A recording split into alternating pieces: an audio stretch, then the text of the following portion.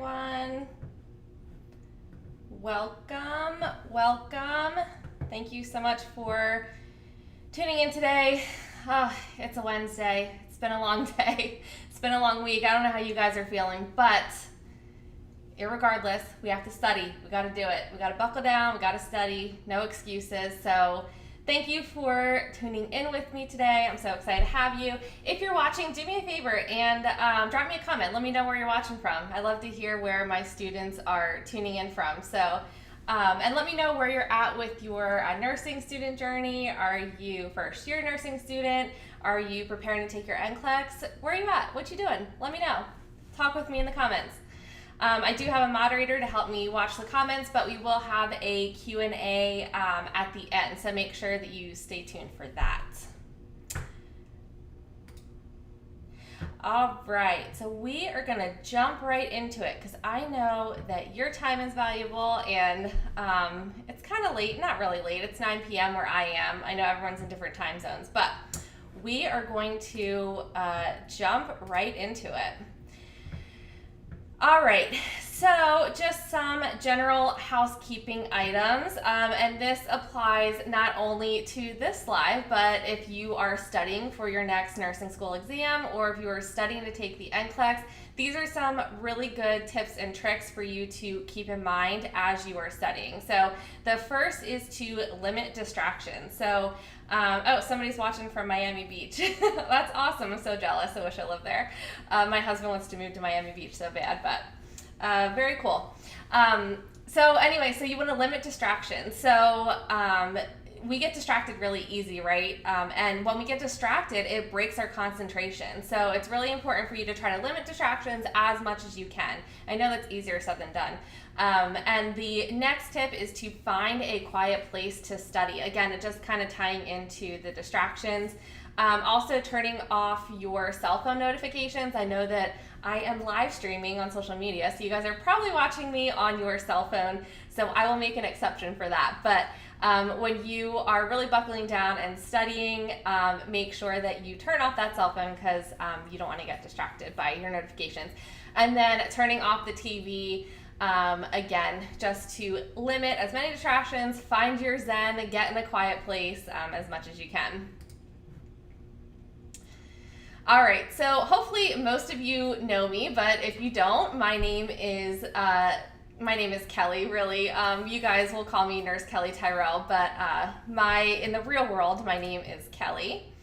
And I just wanted to kind of give you guys a little background about me just so we can get to know each other a little bit better. Like I said, at the end I will have a Q&A, and that's not just, a Q&A for your studying needs, but it's also if you want to know anything personal about me, I'm an open book, so you can ask me anything. All right, so I have been a nurse since 2009. I cannot believe I'm saying that. Every time I say that, it's like, wow, like so much time has passed, but it feels like I literally just graduated yesterday. So why I became a nurse, my sister was born with a congenital heart defect, which actually ties into the lecture that I'm doing tonight. I'm going to be talking about pediatric heart conditions, so some of the most common pediatric heart conditions. So she was actually born with a condition called tetralogy of Fallot, and she needed emergency open heart surgery when she was just 3 days old and needed quite a few open heart surgeries like along the way. So as I was growing up, we spent a lot of time in children's hospitals, so I had really early interactions with nurses and doctors and healthcare professionals. So seeing how they cared for my sister really inspired me to want to give back and be a nurse. So I knew from a very early age that I wanted to be a nurse, and that dream, that vision has never changed. So I went to nursing school and then graduated in 2009, like I said, and passed my NCLEX on my first attempt in the minimum amount of questions, and that's a whole other story that I can go into later in this presentation. But so teaching and mentoring became a passion of mine pretty early on in my career. I started out in cardiac nursing. I worked in a cardiac step-down ICU unit. And after about a year, I transitioned to the emergency department and became a certified trauma nurse. So I love the emergency department. You're really the jack of all trades, so you have to know a little bit about everything. So it's a really interesting and cool field to get into. But shortly after starting in the ER, I became a mentor and a preceptor to other new nurses who wanted to work in the ER, and they were just coming out of nursing school. So, is Zoom working? Give me 1 second, you guys. I think it's working. Do you not think it's working? I can't get in. Oh. I'm waiting here. Sorry, guys. Give me 1 second. Technical difficulties, of course. No, I don't see you in the waiting room, but...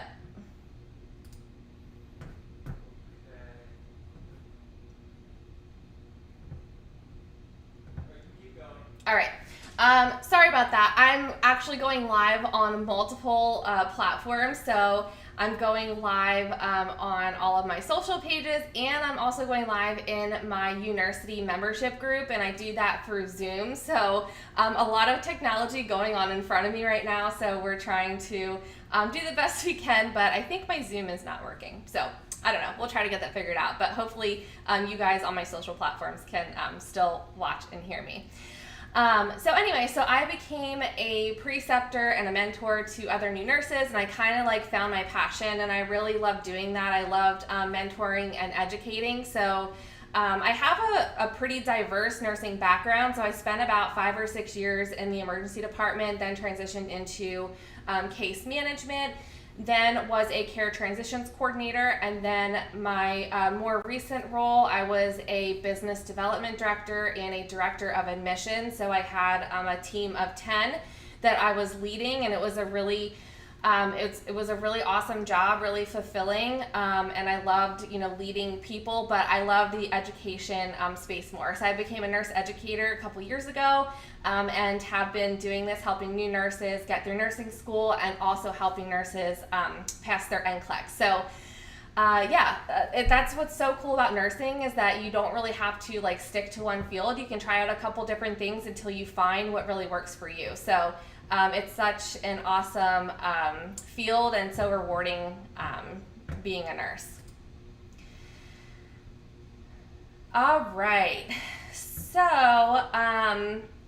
like I said, we are going to go into pediatric nursing, some heart defects, and there are a ton of heart defects that unfortunately pediatric patients will experience. So we are going to cover a couple here today, and then next week I will go into some more next week. All right, so let's start by identifying some common symptoms that you will see across all cardiac defects. Now, every heart defect is going to have a very specific set of symptoms, but there are some symptoms that will be in common amongst all cardiac defects that you'll want to make sure that you are familiar with.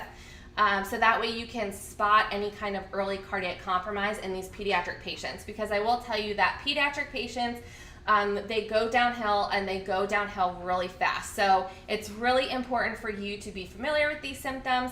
That way you can identify it early and hopefully prevent any kind of like cardiac arrest or respiratory arrest. So the cardiac system, if you guys didn't know, is actually the first body system to develop when a woman is pregnant and she has an embryo. So it starts developing around like the 3rd or 4th week of gestation, which is like super early.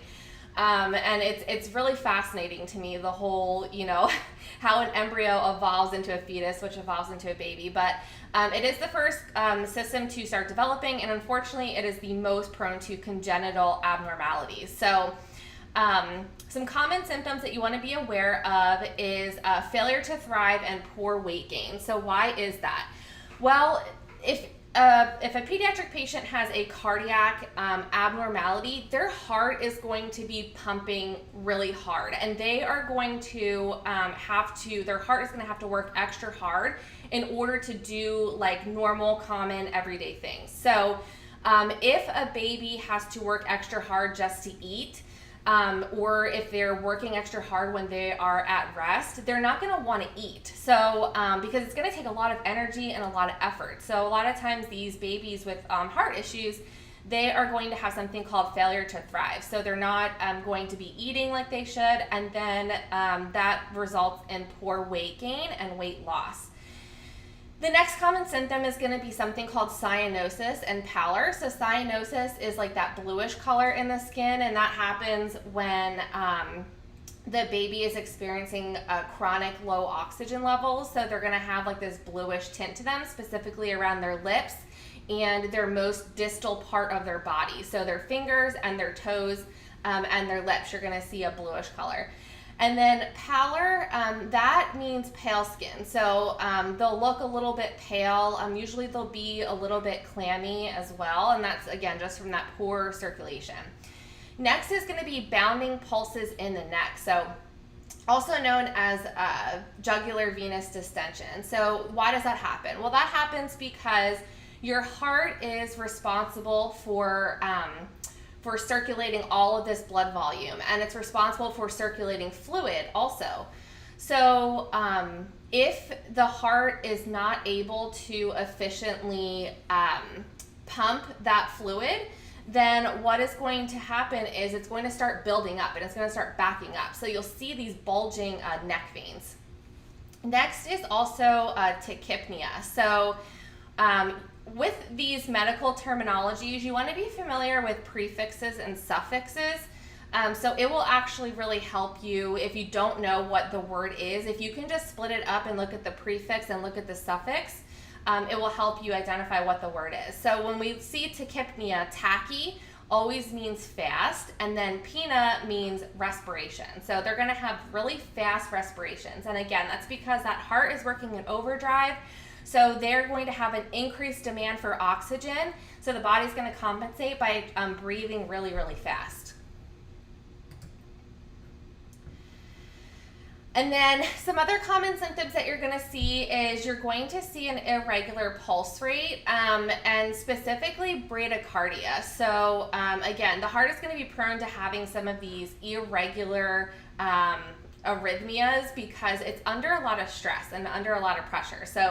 And bradycardia is a medical emergency for pediatric patients. They do not respond well when their heart rate drops. So you want to make sure that you are really familiar with these normal heart rate values.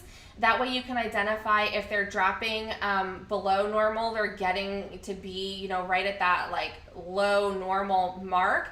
You have early interventions planned. So for infants, you're going to look for a heart rate that is below 100, and then toddlers below 80, and then school age below 70, and then adolescence is going to be below 60. So make sure that you know your vital sign parameters.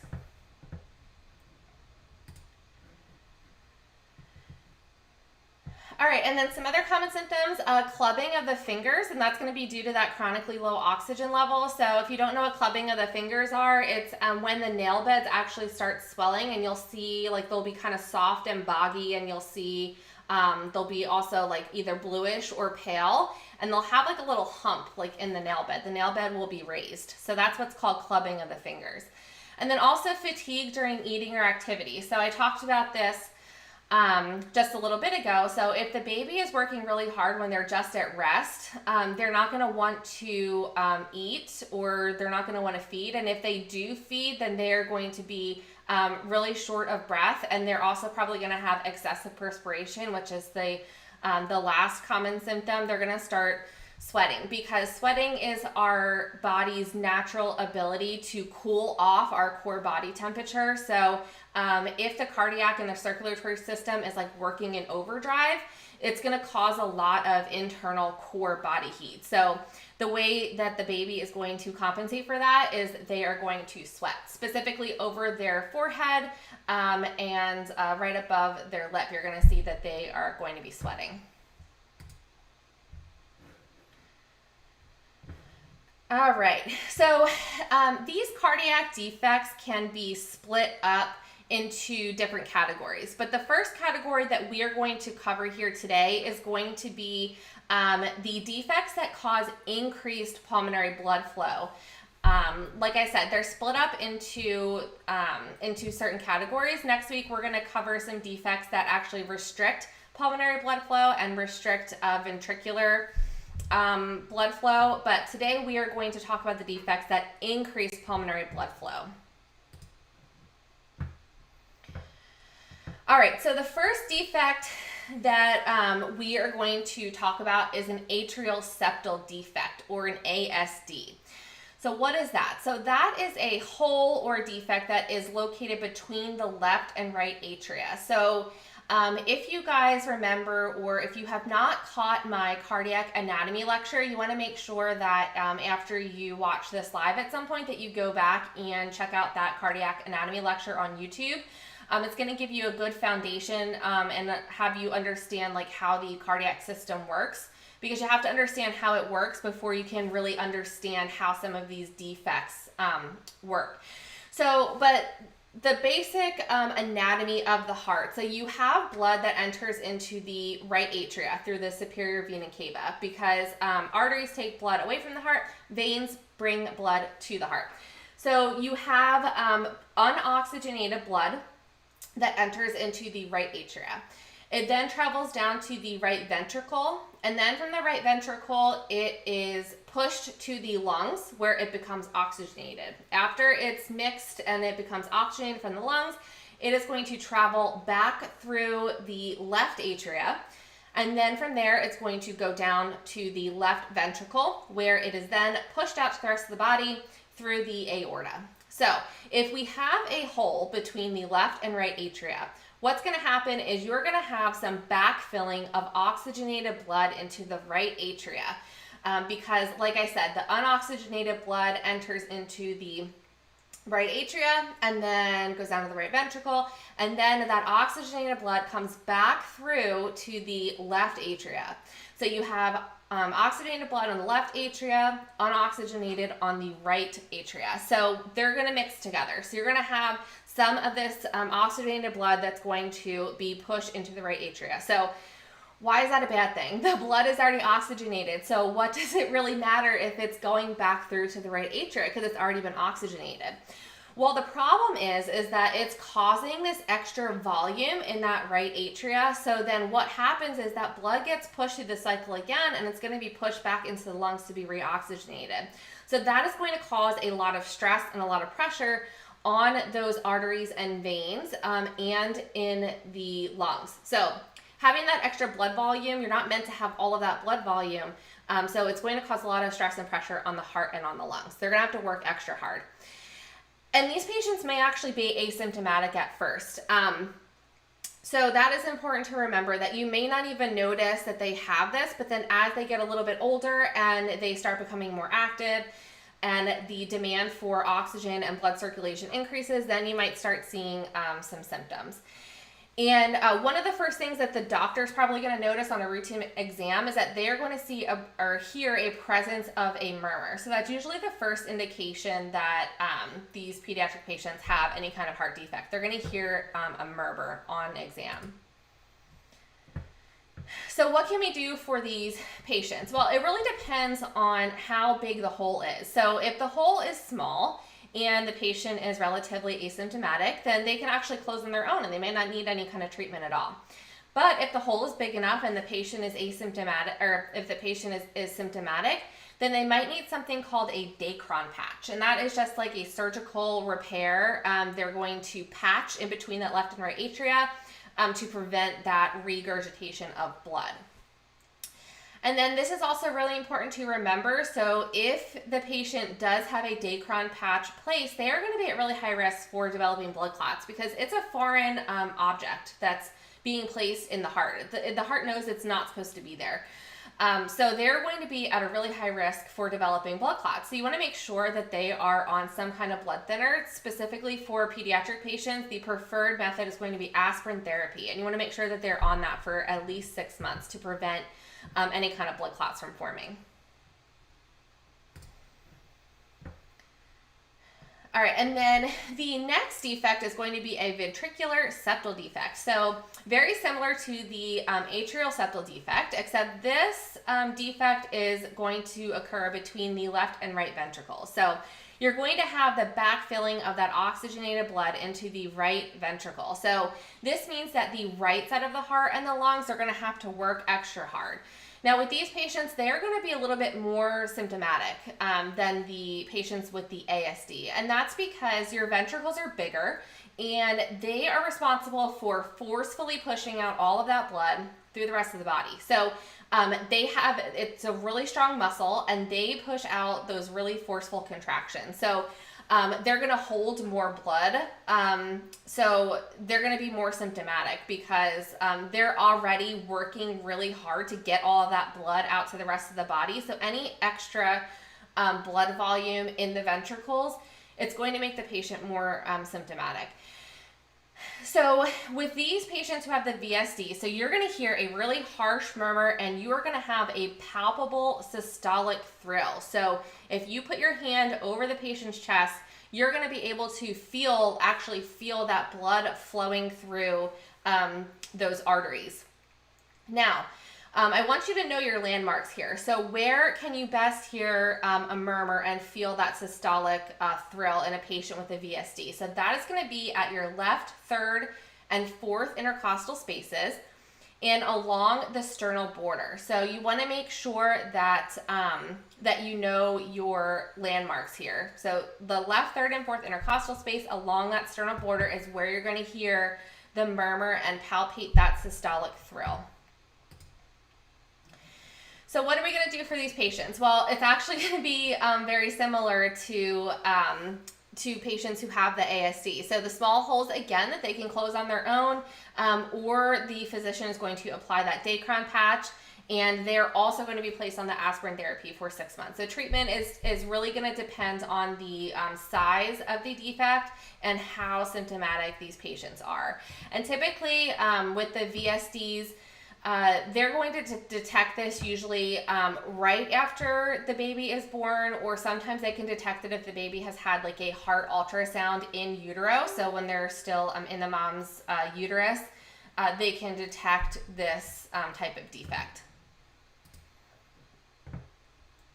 All right, so next we're going to be talking about a patent ductus arteriosus, or a PDA. So when babies are in utero, or still in the mom's uterus, and the cardiac system is developing, babies are not yet breathing through their lungs. So what happens is they develop these like secret passageways where blood can actually bypass those lungs, and it just gets recirculated through the heart and then throughout the rest of the body. So they develop this passageway called a ductus arteriosus, and that is basically a passageway between the aorta and the lungs. So it will shunt blood away from the lungs, and it will allow it, like I said, to just circulate through the heart and then push out to the rest of the body. So after babies are born, ideally what is supposed to happen is this duct is supposed to close within 15 weeks of babies being born, but sometimes that doesn't happen. The duct will stay open, so that results in the backfilling of oxygenated blood back into the lungs. So the right side of the heart and the lungs, they have to work extra hard. So because that blood is being shunted away from the lungs, and it's just kind of like recirculating back through the heart.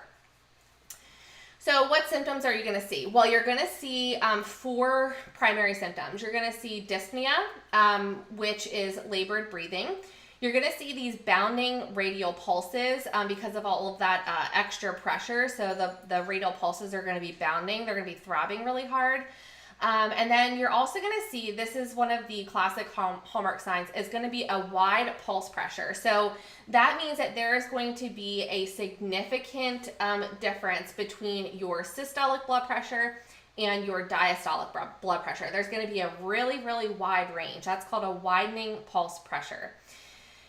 And then the last classic symptom that you're going to see is a harsh, medium-pitched, high-grade, machine-like murmur.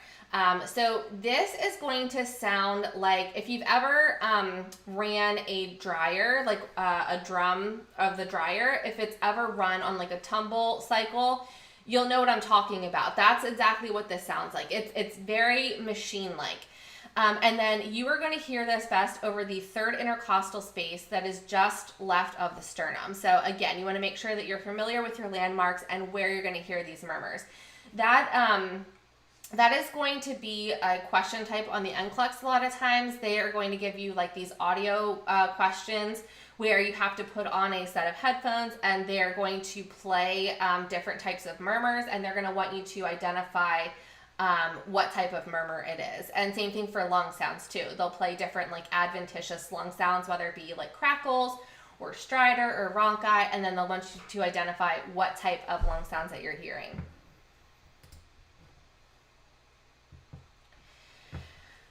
Okay, so some other things to note as far as treatments with these patients who have PDA. So you're going to have some high-risk population patients. So your premature patients, they are going to be at a higher risk to developing this PDA. I think I figured it out. I think you're in the wrong meeting. I'm in the wrong meeting. Yeah, just check your link for Zoom.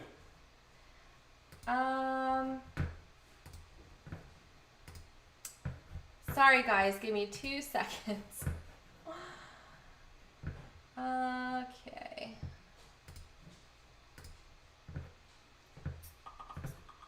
Recording in progress. All right, yes, I think you are correct. I think I was in the wrong meeting. Oh no, my poor UNursity students. Hopefully they hung in with me. And Robert, if you can do me a favor, can you make a post in UNursity and apologize and tell them that they can join now, that I was in the wrong meeting? Yeah. Okay. All right, so hopefully my UNursity students come back in the room. All right, sorry about that, you guys. Like I said, technology. Okay.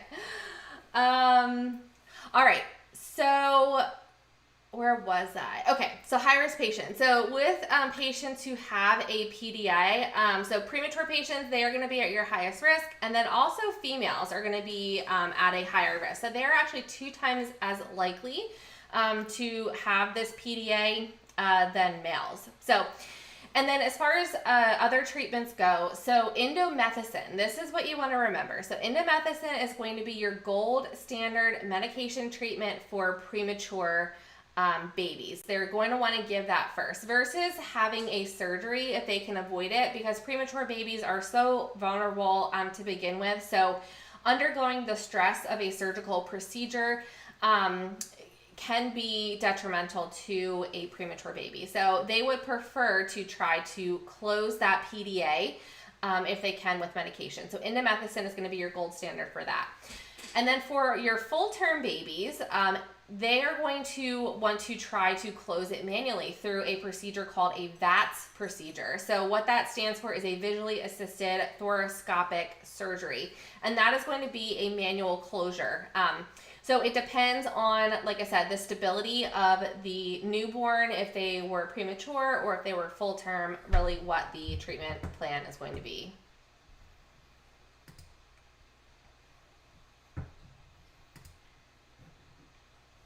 All right, and then this is an important fact that you want to remember for patients who have a PDA.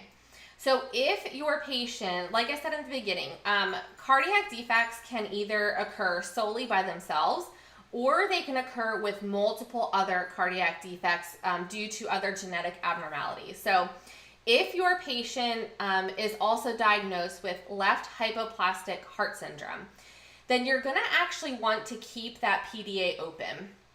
The reason for that is because left hypoplastic heart syndrome, I'm going to go into this disorder a little bit more in detail in one of my lectures next week on YouTube. But in a basic nutshell, what it is the left side of the heart is severely underdeveloped. So the left side of the heart, like I said, is responsible for receiving all of that oxygenated blood from the lungs. So if the left side of the heart is significantly underdeveloped, then one way to alleviate pressure and stress on that left side of the heart is to shunt that blood away from the lungs. So that is exactly what a PDA does. It shunts the blood away from the lungs. So if you have a patient who has this left hypoplastic heart syndrome, you want to try to keep that PDA open. And like I said, that PDA typically closes within 15 weeks after babies are born. So patients who have this left hypoplastic heart syndrome, they're going to be pretty sick, and they're going to probably need to either wait to have the PDA closed until their left side of their heart develops a little bit more, or usually they're placed on a transplant list, and then they're going to be waiting for a heart transplant. So you want to make sure that you keep that PDA open if you have a patient diagnosed with that. And the gold standard medication to keep PDAs open is going to be prostaglandin E. So you want to remember that. So that is how you're going to keep PDAs open, prostaglandin E. And then indomethacin is what you're going to give to close PDAs.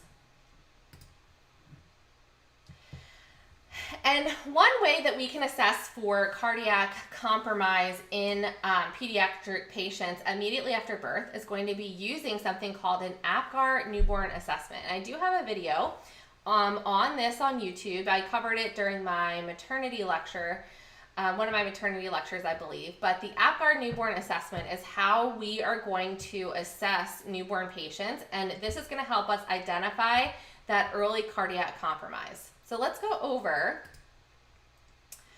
this. Let me turn off. There we go. Now you guys can see.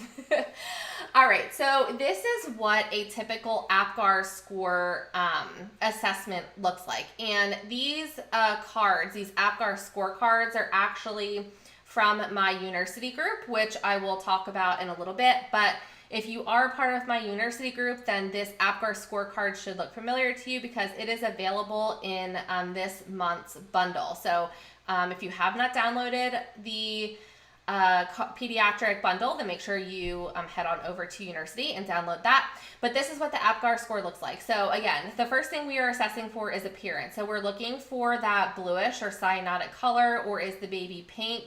You're also going to look for that heart rate. So I told you to remember your pediatric vital signs.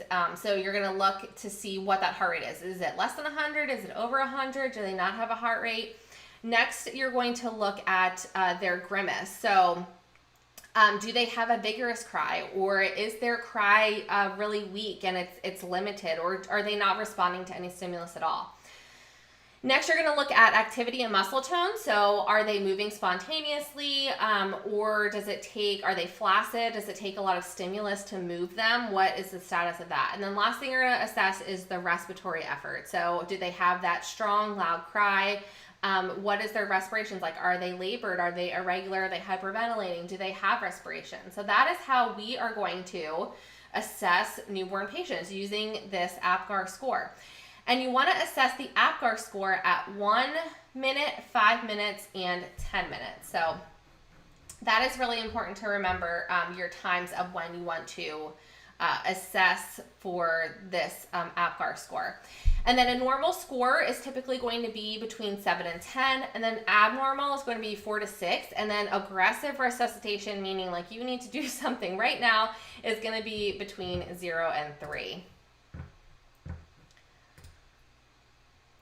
All right, so let's do a little case study here. If you guys can just put your answers in the chat. If you, let me admit this person. So if you guys can put your answers in the chat, and those that are just joining on the Zoom, I'm so sorry that I was in the wrong meeting in the beginning, but if you missed the beginning of this lecture, no worries. I am going to repost it, so you don't have to worry about that. Okay, so we are talking about Apgar. So the question is, you're assessing a 5-minute Apgar score. So here are your assessment findings. So the baby is pink, but has cyanotic lips, hands, and feet. The heart rate is 98. The baby cries and moves extremities only when stimulated. And they are tachypnic with a respiratory rate of 68 per minute. So if you guys know, what is this baby's predicted Apgar score? And is this normal? Is this normal? What is their predicted Apgar score? If you guys are tuning in online, if you want to throw your answer in the chat. Anybody want to take a guess? What is the Apgar score? This Apgar score is going to be 5. And this is going to be an abnormal Apgar score. It's not going to be a critical Apgar score, but it's going to be an abnormal Apgar score. So we are definitely going to want to reassess this baby, and we want to see that that score is rising. So you definitely want to reassess this baby again for sure.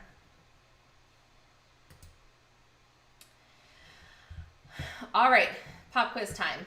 We're going to do a pop quiz here. So let's take a look at this question. I'll put my camera back on here. So we'll take a look at this question. Okay, so an atrial septal defect or an ASD will cause blank blood to backfill into the blank atria. So is it oxygenated? Oh, very good. I see some 5s coming across. My chat is probably delayed, but awesome. Good job, guys. So will this cause oxygenated or deoxygenated blood to backfill into the left or the right atria? So it's oxygenated or deoxygenated into the left or right atria. What do you guys think? What do you guys think?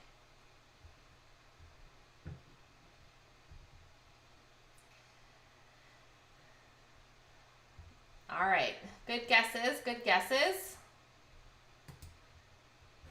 Okay, so it's going to be oxygenated blood and it's going to backfill. Very good, oxygenated to the right, very good.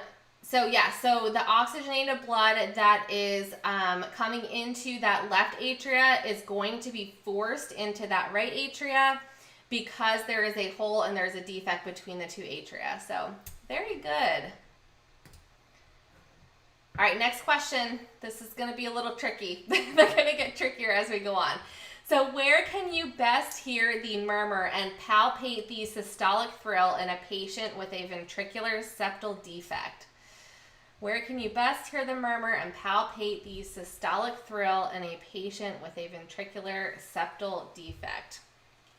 So this is going to be a little tricky if you don't remember your landmarks or if you weren't taking notes.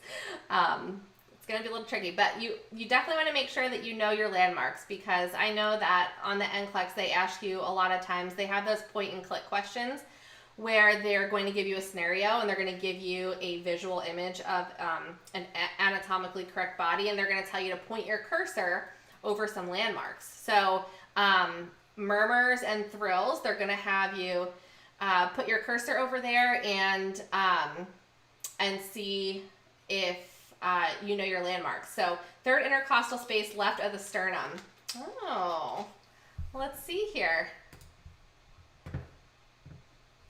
Third and fourth intercostal spaces and along the sternal border. So very, very close. I will give you an A for effort for that one. But like I said, that was a little tricky, but yes, the third and fourth intercostal spaces and along that sternal border. That is where your landmarks are going to be for that palpable systolic thrill. All right, last question. What are the 4 hallmark signs and symptoms of a patient with a patent ductus arteriosus, or a PDA? There are 4 hallmark signs and symptoms that you want to be familiar with. Again, this is going to be tricky. I know it's not easy, guys. It's not easy to memorize all these facts.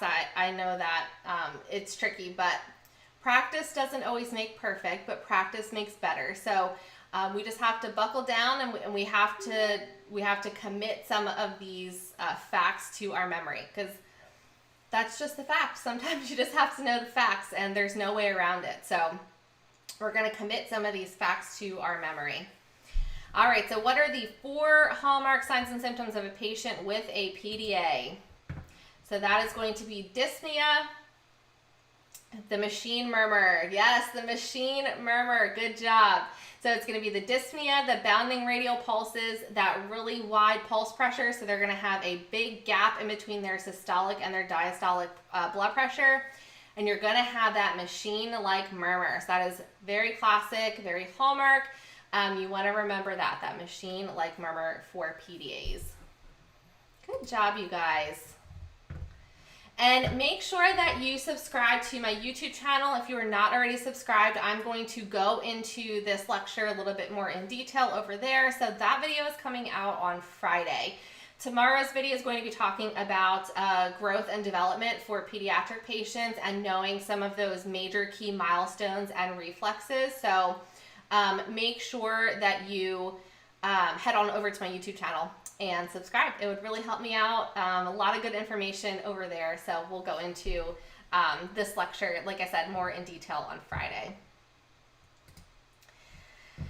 All right, and then I just want to quickly touch on some things if you're looking to really advance your knowledge while you're in nursing school and just kind of have an additional resource in your back pocket.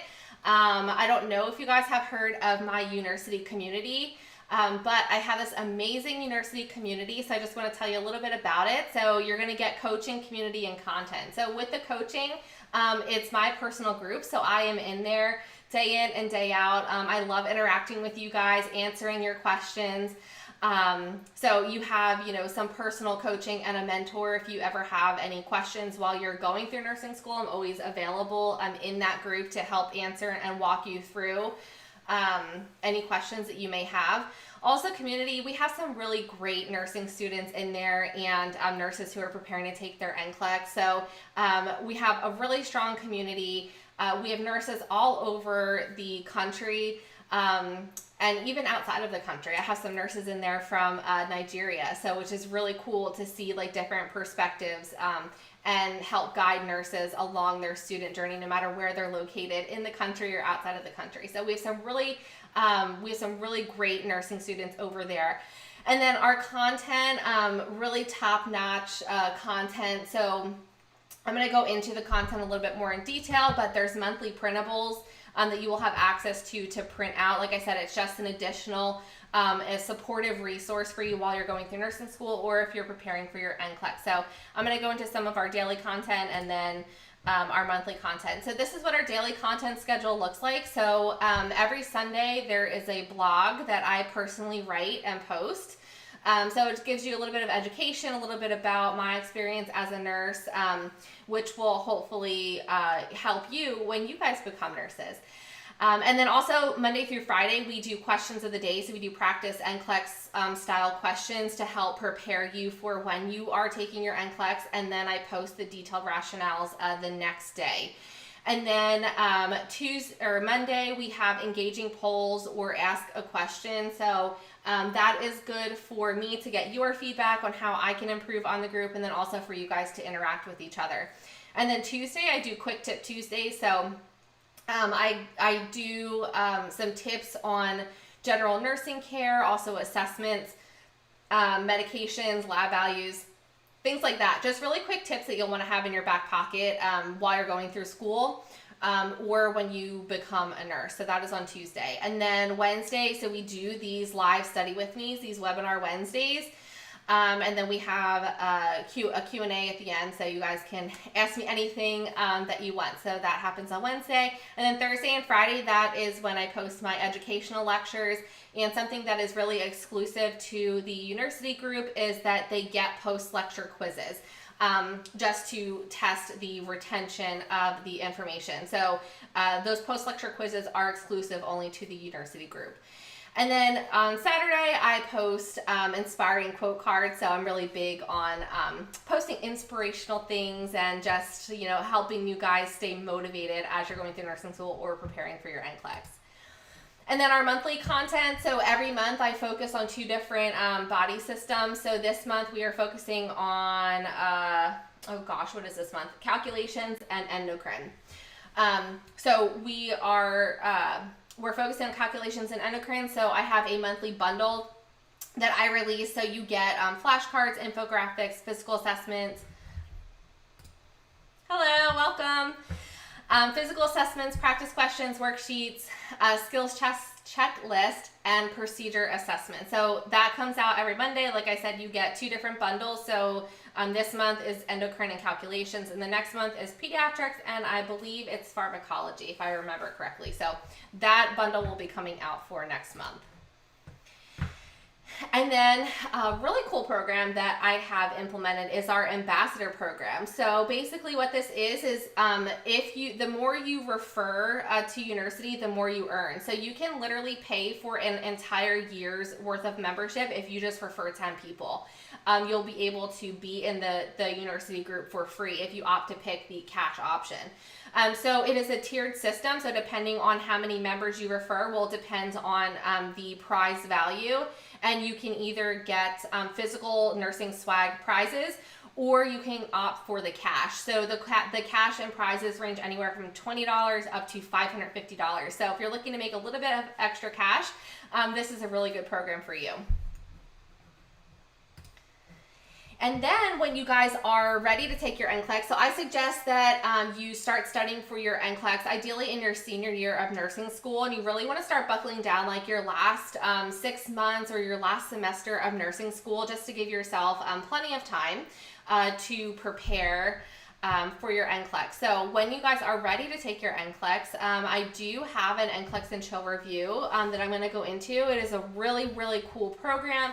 I worked really, really hard to develop this, and I have seen so many great success with my students who have taken this program. So 99.3% success rate for those students who have stayed in this program, really committed to it, and have gone on to pass their NCLEX. So I'll just tell you a little bit about this program, just to let you guys know that this resource is available to you. Let me turn off this, that way you guys can see full screen. So this review is really for everyone. It's for first-time test takers, repeat test takers, international test takers, busy nursing students who want to study when it's convenient for them. And I intentionally did that because I know what it's like to be a busy nursing student. So I developed this program to really accommodate those busy nursing students. And we have proven results guaranteed. So I am so confident that you are going to pass using this program that if you don't, you will maintain access into my program completely for free, which means that I do not charge any subscription fees if you don't pass. This is a lifetime access guarantee, 100% pass guarantee. So you will stay in my program free of charge until you pass the NCLEX. I do not cut off your access if you do not pass. And a lot of my students ask, do I need any other resources if I purchase this NCLEX and Chill review? And my answer to that is no. This is a comprehensive review. It covers all the major topics that you are going to need, and it includes all the tools that you are going to need. So you definitely don't need any other resources. This is really an all-inclusive resource. So what does it come with? What makes it all inclusive? Well, it comes with 35 hours of core video content, and there's also an audio only option. So this option is really perfect for on the go. So I know a lot of my students listen to me like in the car, or if they're at the gym, or if they're cleaning the house, they have their headphones in. So you can listen to this course as an audio only if you want to. And then for my visual learners, there is videos as well. So you have the option to do both. You can either watch the video or listen to it audio only. And then there are 1,000 NCLEX simulated questions. So they are spread across 20 self-graded assessments, and they really test your readiness to sit for the NCLEX. So that way you can go into the NCLEX really confident. And then there are 12 printable PDFs, and these are not basic PDFs, you guys. Some of these PDFs are like 70. Some of these PDFs are like 70 something pages. Like, they are pretty extensive PDFs. So there are 12 of them. You can download, you can print them, you can write notes on them.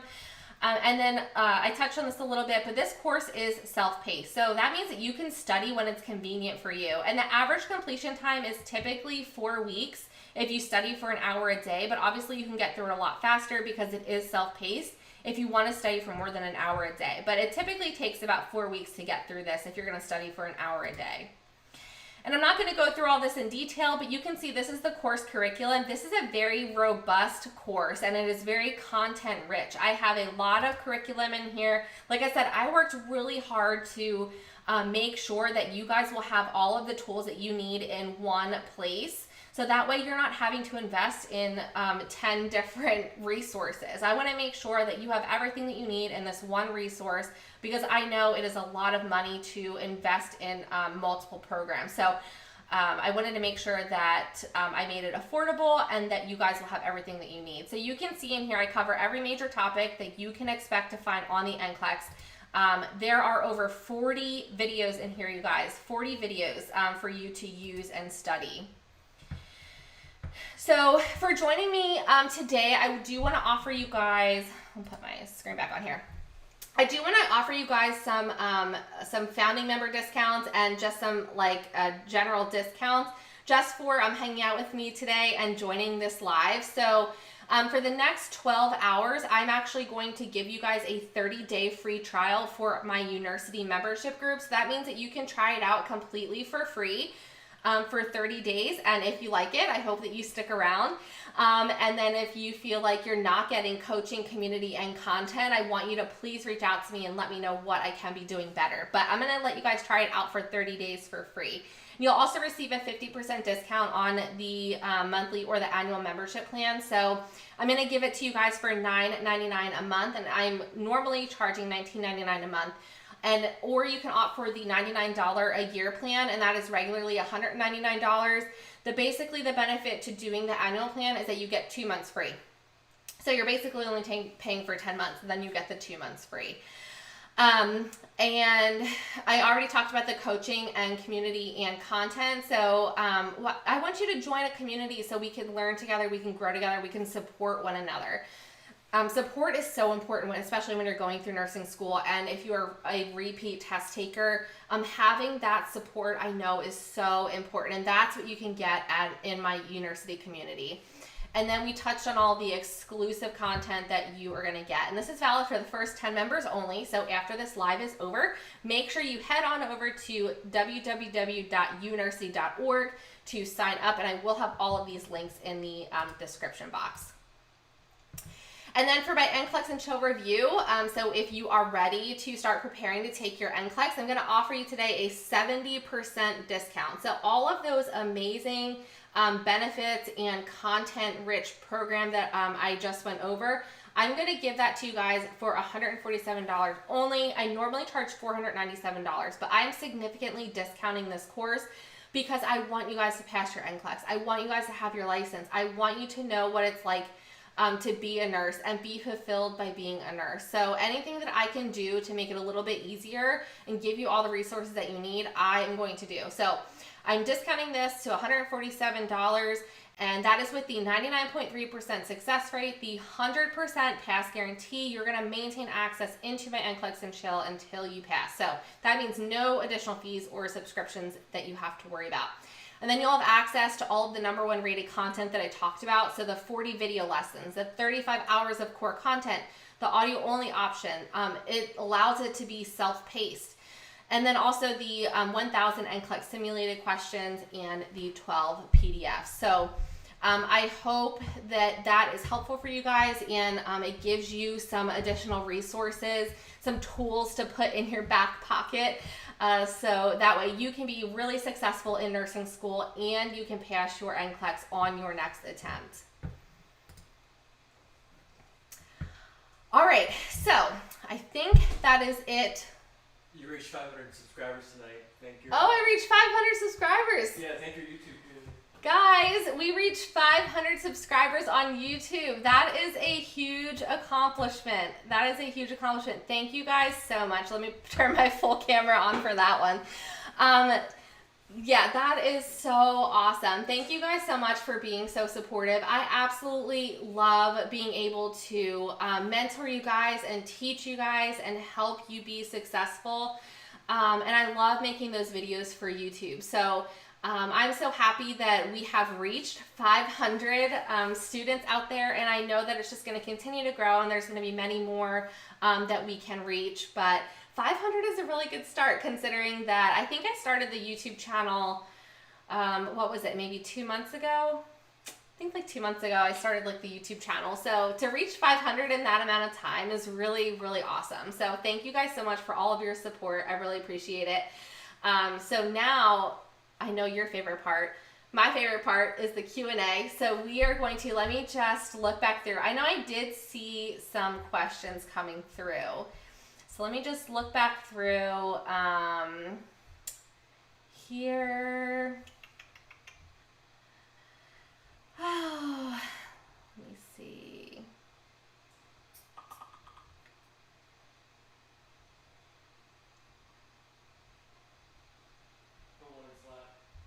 Oh, you put one in Slack, okay. Sorry, I'm trying to keep up.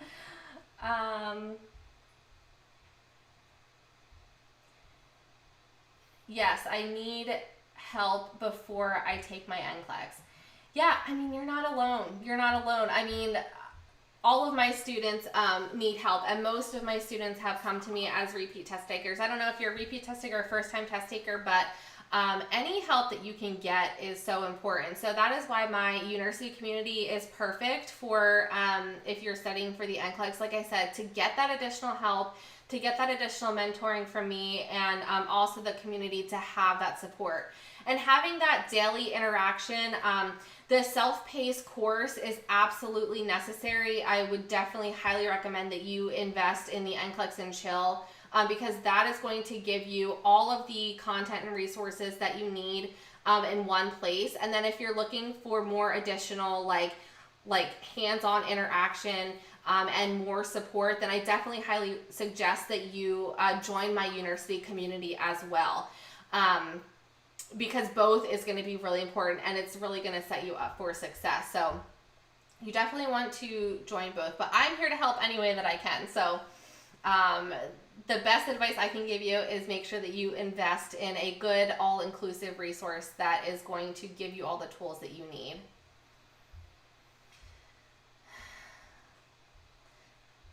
Hi, Alley Cat, junior in nursing school. Gosh, I remember it like it was yesterday, I'm telling you. And it goes so fast, but when you were in it and you were just starting, you're thinking, oh my gosh, like this is gonna take forever. I'm never gonna graduate. I'm never gonna be a nurse.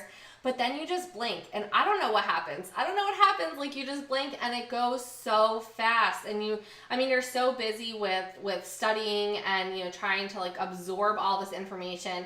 And then when you get to clinicals, it's like super fun, and it's new and it's scary, but it's so fun, and things just go so fast. So that's so awesome that you are a junior in nursing school. I definitely remember those days. Panic attacks and 2 years left. I'm not ready. I know. Trust me, girl, you are not alone. You are not alone. Those panic attacks in nursing school. I always say like they should have like a Xanax diffuser like in the classrooms, because it is like very anxiety driven. I suffered severely with test anxiety. I would have to get to school early. I would lock myself in like their little study room, and I would try to self-meditate to relax before the exams. I would get myself so worked up. Just like crying and just like an emotional wreck. And then after the exam, I would be an emotional wreck, like telling myself I didn't pass. So yeah, the anxiety and the panic attacks is definitely legit. You are not the only one. Let me see here. Thank you to my moderator / husband, who is on the team in the background. So he helps me with a lot of my technical things. I am somewhat tech savvy, but I have my moments, and he helps me a lot. So do you do NCLEX private tutoring? So it's on my agenda to start up private tutoring again. I used to do private tutoring, but I kind of put a pause on that. I actually had a baby last September, and he's turning 1 on Saturday. So it's been a crazy week trying to plan his birthday and then, working during the week. So it's been a little crazy, but I used to do private tutoring. I do want to start it back up again, but I just want to make sure that I have the time and the availability to really dedicate to you guys if I am doing private tutoring. I don't just do like a general curriculum with my private tutoring. I really tailor it to what your specific needs are, which takes a lot more like time and energy to do that. So I do want to start it back up again, but in the meantime, I'm doing group mentoring in my UNursity group. So I do highly suggest that you check that out, because you will have direct access to me through my UNursity group. So I'm still able to interact with you through private message there. And then, like these Q&As if you have any questions. But I do want to start doing live group classes. That will probably be my next step versus doing one-on-one tutoring next, is starting live classes. I am working on building a 5-week kind of crash course for the NCLEX, and that is going to be hosted in my UNursity group. So I don't have a timeline on when that's coming out, so don't hold me to that, but I'm trying to get that done sooner than later. So it will probably be group tutoring first and then moving on to private tutoring. But like I said, I'm available, in my UNursity group if you guys ever have, any questions that I can answer easily through chat. But I do want to start up my private tutoring again. Okay, do you have a course calendar to help us guide or study? Yes, I do have a study calendar. It is in my NCLEX and Chill review. So it is a detailed 30-day calendar, and it tells you exactly what you should be studying. And it will help kind of facilitate you as you go through the course. So I do have that study calendar available. It is in my NCLEX and Chill review course. I don't think I have it. No, I don't have it in my UNursity program because it kind of coincides with the course. So, but it is in the introduction section in the course. How did you get through anxiety before the NCLEX? It wasn't easy. I'm going to tell you, it was not easy, but I did learn a couple strategies, which I go through more in detail in my course. And I have a lot of videos on test anxiety and combating test anxiety because test anxiety is a huge barrier. The reality is that most of you guys who are repeat test takers, you know the information. Whether you believe that or not, you know the information. There's no way that you made it through nursing school with a passing grade and then suddenly you sit for your NCLEX and you forget all of that information. It's not possible. So most of the frustration comes from test anxiety. I am big on self-meditation. I talked about that just a little bit ago, a few minutes ago. Just taking a moment to really close your eyes and try to clear your head. And another thing that helped me too is if I was struggling to clear my head, I would actually bring a notepad with me. And I brought a notepad with me before I sat for my NCLEX. And I wrote down all of my fears. And I wrote down all of the self-doubt that I had, oh, you're not smart enough. You're not going to pass. You're going to forget everything. Like all of those thoughts of self-doubt that I had, I wrote them down in my notepad. And then I literally ripped out the pages and I ripped these pages into a million different pieces. So that way I get those negative thoughts out of my mind and I put them down on paper. And I gave myself positive affirmations a lot. I told myself, even if I didn't believe it, I told myself, you are capable, you are smart, you can do this. You will pass the NCLEX. This is your dream to be a nurse. You will be a nurse. So I suggest giving yourself positive affirmations every single day. Look in the mirror and tell yourself that you can do it. So the biggest tip for test anxiety is you want to find coping mechanisms that are going to allow your head to be clear, because like I said, all it's doing, it's blocking your memory bank. That information is in there. I promise you that information is stored in there. You just have to get all of those negative thoughts out of your mind, get them onto paper, just get them out of your mind. I found this on the web. Yeah, thank you, Siri. Well, that was a male Siri. That was weird. Hey, there's several people that were in the chat. So you didn't have questions, but maybe you just kind of go through the comments, say hi, thank people for joining, maybe kind of give your reactions to some of the comments and some of the chat rooms. Yeah, I'll try. I will try to see what I can see here. Mostly your Facebook group and your YouTube. A little bit of activity over on the page too, but I think only one comment on the page. Actually, you already addressed that comment. Yeah. Okay. Maybe just the group and YouTube. Sky was saying hi. Some of the questions and answers that were going on. Jackie. Yeah, I was seeing them as they were coming through, so I'm glad you guys are paying attention. You guys are good on the questions. Yeah. And I go live. I go live every Wednesday at 9 p.m. So this time every Wednesday. So make sure you guys come prepared. Take notes. I'll try to incorporate some more of those quizzes in my lives just to test your retention. So But you guys did good. I was pleasantly surprised that you guys answered most of those questions. Those questions, they're difficult. And like I said, remembering that information is it's not always easy, and it takes a lot of practice. But we can practice together.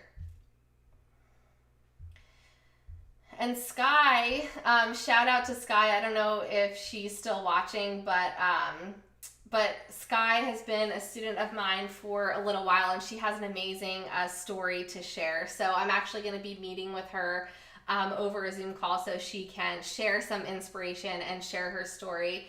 It took Sky 5 times to pass the NCLEX, and she is the true definition of perseverance and why you should never give up. It took her 5 times, but at the end of the day, she is still a nurse, and she found what worked for her, and that's all you have to do. You have to find what works for you. The fact that she passed on her 5th time is just really, truly inspiring to a lot of you out there who may feel like you're not able to do it, and that you're never going to pass, and like it was all a waste of time going through nursing school. And I can assure you that it's not. Like I said, there's no way that you graduated successfully from nursing school and then just completely forgot everything that you learned. It just, you have to find the right resource that works for you, the right mentor, the right coach to help guide you along the way. But yeah, if you guys have any questions, feel free to drop them in the chat. And then if I miss your question, I will make sure to answer it in the chat, or tune back in next week and ask your question again. I will answer it one way or another. Sky wants to meet with you Saturday. Sky wants to meet with me on Saturday. Yes, Saturday. Oh, Saturday. Well, Saturday is not great because my son's birthday party. So maybe we could pick Sunday. It is like chaos trying to plan a 1-year-old's birthday party that he is like not even gonna remember it. But he's my only baby, so he only turns 1, so I want to do it big for him. But Saturday might not be good because that's his birthday party. But any other day I'm free. I'm on attempt number 10. That's okay. That is okay. You can still do it. You will do it. It's not that you can still do it. You will do it. Like I said, you just need to find the right resource and the right mentor to help you through. Don't give up. Please don't give up. It doesn't matter if it takes you 10 times, 1 time. It doesn't matter. But get the support and the resources that you need. And like I said, I highly suggest my UNursity group for that additional support and resource, the daily interaction that you're going to get with the daily content, and also the NCLEX and Chill review that is going to give you a good refresher. And it also teaches you things. I've had my students tell me this, that the NCLEX and Chill review has taught them things that their own nursing instructors have not even taught them, and things that were on the NCLEX that they could refer back to my NCLEX and Chill review that they didn't even learn in nursing school, because nursing school can be a little bit different than taking the NCLEX. And like I said, I want to set you guys up for success. I really invested a lot of time and research into my NCLEX and Chill program to make sure that you had the very best top-notch program that is available to you. I'm on NCLEX and Chill. Oh, well, that's good. That's awesome. And like I said, for my students who have the NCLEX and Chill, I'm always here. Any questions that you have as you go through the course. So just stick with it. I know it's tough. And it can be so discouraging to fail, but trust me when I tell you, the fact that you are on attempt number 10 is not new to me. I've had students that were on attempt number 11, 12. So I know you might feel like you are the only one, but trust me, you are not the only one. You are not the only one. And I'm here to help any way that I possibly can. And make sure you keep me updated on when your test is, if you schedule your test, because I always like to know that. I check in with you guys after you take your test and right before to give you guys some encouragement and motivation. So make sure you keep me updated on when your test is, so that way I can just support you. I can just support you and help guide you any way that I can.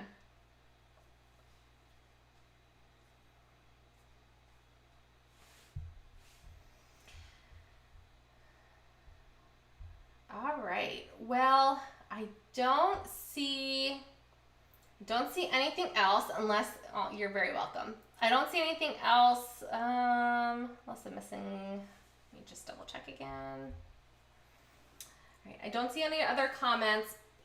So again, I go live every Wednesday, so make sure you tune in. We cover a different topic every week, and then also, if you have not already, make sure you subscribe to my YouTube channel and get me to 501 subscribers. That would be great if we can hit 501. And I have all of those amazing discounts and the free trial for the UNursity group in my description. So I'm going to change the trial. Typically I offer a 7-day free trial, but I'm going to change it for you guys to 30 days. So just give me a minute after I get off this live. I'm going to change it.